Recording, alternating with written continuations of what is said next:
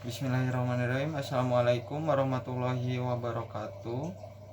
Perkenalkan, nama saya Sandy Solehudin. Saya berkuliah di Universitas Terbuka dengan NIM 859663516. Prodi saya PGSD UPBJJ Bandung. Di sini saya akan melaksanakan praktikum mandiri, yaitu tentang pencernaan makanan. Mungkin sekian pembukaan dari saya dan selamat menonton. Pada kesempatan kali ini saya akan melakukan praktikum mandiri pada sistem pencernaan makanan pada manusia. Tujuan pada praktikum ini yaitu dapat membuktikan bagaimana sistem pencernaan pada manusia. Untuk alat dan bahan yang digunakan, yang pertama gambar pencernaan pada manusia, yang kedua buku catatan, yang ketiga alat tulis, dan yang terakhir modul praktikum IPA. Pencernaan makanan adalah proses pencernaan makanan akan dimulai ketika makanan masuk ke dalam mulut.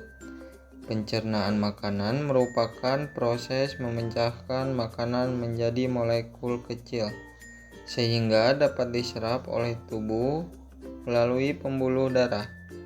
Berikut adalah struktur dan fungsi pencernaan. Yang pertama ada mulut. Di dalam mulut terdapat gigi, lidah, dan juga kelenjar air liur. Air liur mengandung mukosa atau lendir.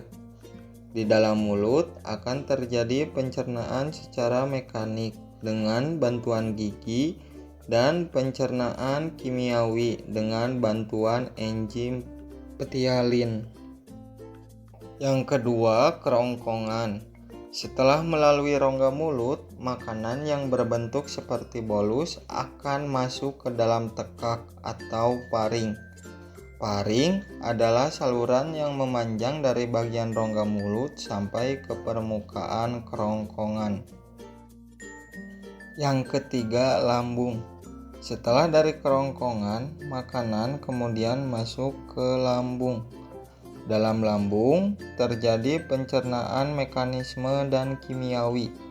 Secara mekanis, otot lambung berkontraksi mengaduk-aduk bolus.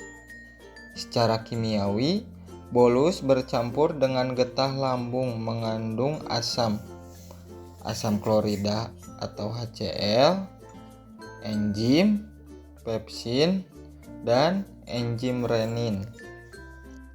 Yang keempat, usus halus.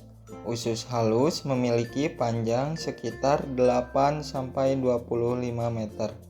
Usus halus terdiri dari 3 bagian, yaitu yang pertama, usus 12 jari atau duodenum. Yang kedua, usus tengah yang disebut jejunum. Yang ketiga, usus penyerapan atau ileum. Dalam usus halus hanya terjadi pencernaan secara kimiawi. Pada duodenum terdapat saluran yang menghubungkan dengan kantung empedu dan pankreas. Yang kelima, usus besar. Usus besar memiliki panjang 1 meter. Terdiri dari kolon ascendens atau naik, kolon transferun atau mendatar, kolon descendens atau menurun, dan berakhir di anus. Di antara usus halus dan usus besar terdapat usus buntu atau cecum. Bahan makanan yang sampai pada usus besar dapat dikatakan sebagai zat-zat sisa. Zat-zat sisa tersebut akan berada di dalam usus besar selama 2-4 hari. Yang keenam, rektum dan anus. Rektum adalah bagian paling ujung dari usus besar. Rektum inilah yang disebut sebagai jalur yang akan dilalui kotoran menuju ke tempat pembuangan terakhirnya, yaitu anus. Sedangkan anus, seperti yang kita ketahui, merupakan lubang di mana kotoran akan dikeluarkan. dari dalam tubuh untuk dikeluarkan. Untuk kesimpulan dari sistem pencernaan manusia, sistem pencernaan manusia adalah sebuah sistem paling penting yang membantu manusia dalam mencerna makanan dan minuman yang dikonsumsinya menjadi zat lebih mudah dicerna oleh tubuh dan diambil berbagai kandungan penting di dalamnya yang bermanfaat untuk organ dalam dan bagian tubuh. Secara keseluruhan, sistem pencernaan manusia dimulai dari proses memasukkan makanan ke dalam mulut.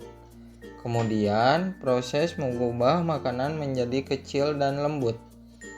Proses mengubah molekul makanan kompleks menjadi sederhana oleh enzim, asam bile, dan pembuangan kotoran.